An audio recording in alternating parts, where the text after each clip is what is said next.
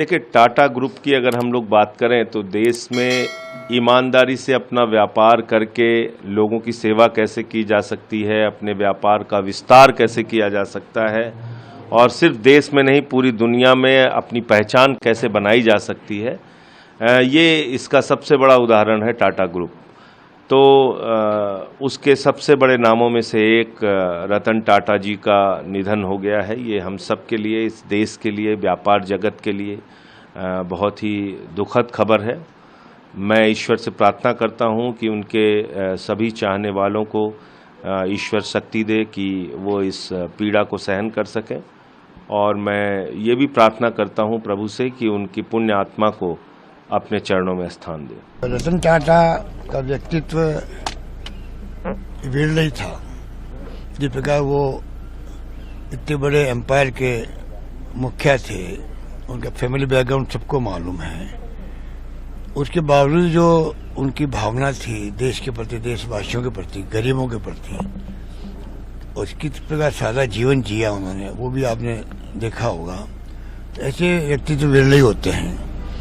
आज वो चले गए तो उसका दुख जो उनके परिवार वालों को, उनकी पूरी टाटा एम्पायर को तो है ही है, तो पूरे देशवासियों को भी है।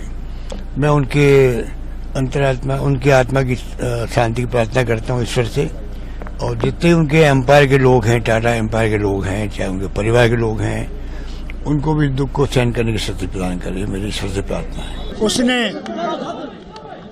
उस टाटा फर्म को न सिर्फ हिंदुस्तान का फर्म रखा बल्कि सारी दुनिया में उसको फैलाया।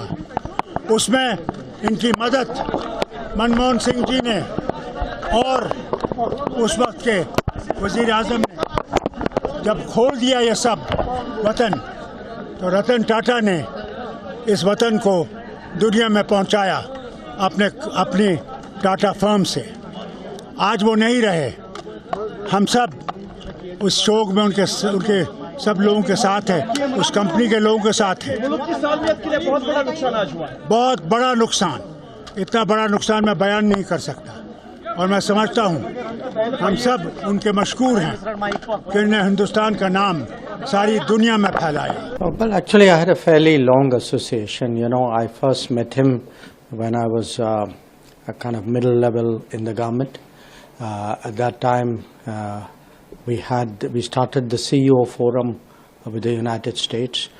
He was a natural choice as a person who was to lead it. So those years we used to work together quite closely, travel together to the US, when the Americans came over, talk to them as well.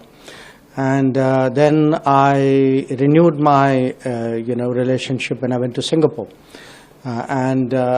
Singapore always had a very special place for Ratan Tata, because I think, if my memory serves me right, he started his career there.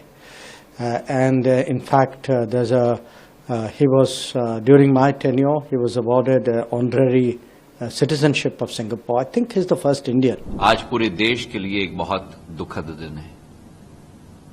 Bharat माता की सच्चे सपूत रतन टाटा जी आज हमारे समक्ष नहीं रहे। उनकी जिंदगी एक प्रेरणा है हर नौजवान के लिए, हर भारतीय के लिए।